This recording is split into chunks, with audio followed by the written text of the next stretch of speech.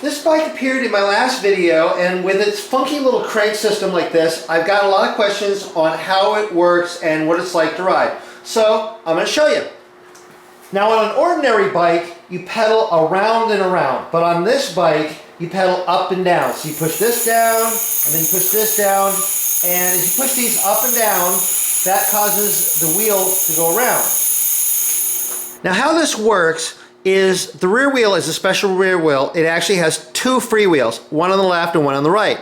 So as you push down on one pedal, like this side here, the chain is pulling this side forward and the other side is freewheeling backwards. And then as I push that pedal, that chain is pulling that side forward and then this side is freewheeling backwards. And so just by pushing and pulling, it causes the wheel to go forward. Now this bike does have gearing, but it's completely different than what would be on a normal bike. There's no rear derailleur, there's no internal gearing on the rear hub. The rear wheel is basically a single speed rear wheel, but the gearing is controlled by sliding these little chain connection points up and down these arms. When it's at the total end of the arms, that's the highest gear, and so when these get pushed down, it's pulling the most amount of chain possible. But if I shift to a different position, like two little spots down here, then now it's pulling less chain, but there's more leverage and you're in a lower gear. And on this particular bike, there's 1, 2, 3, 4 positions that this chain can be in. It's kind of kludgy, but it works. So now that you know how it works, let's take it out for a ride. You can see it in action.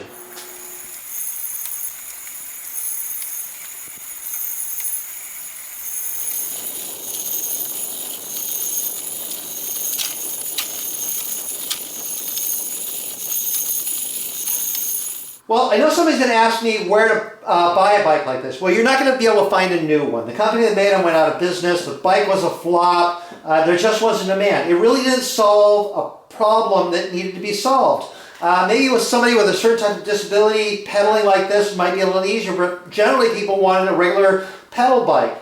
And so they didn't sell. But there's used ones out there. They're, you can find, they're not too hard to find. Don't pay too much for them. A lot of times I'll see overpriced ones saying rare bike, but they're really not that rare. There's a much greater supply than there is demand. A lot of times people will list them, they just stay listed out there forever and ever and ever because nobody buys them. So if you are interested in trying a bike like this, don't pay too much for it. If you see one, make a lowball offer. Maybe they'll be happy to get rid of the bike, or just wait till another one shows up and make a lowball offer.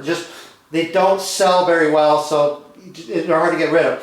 But that's how a Alenax Transbar power bike works. People asked to see this, so I made the video. But most of my videos are more mainstream and more modern stuff, so be sure to check out my other content as well. But I do post kind of oddball technology like this occasionally, just because people are interested. So be sure to subscribe. You see more stuff out there. And if you got any comments on this kind of weird thing, go ahead and comment down below. And as always, please like my video if you found it interesting. Thanks for watching, and I'll see you next time.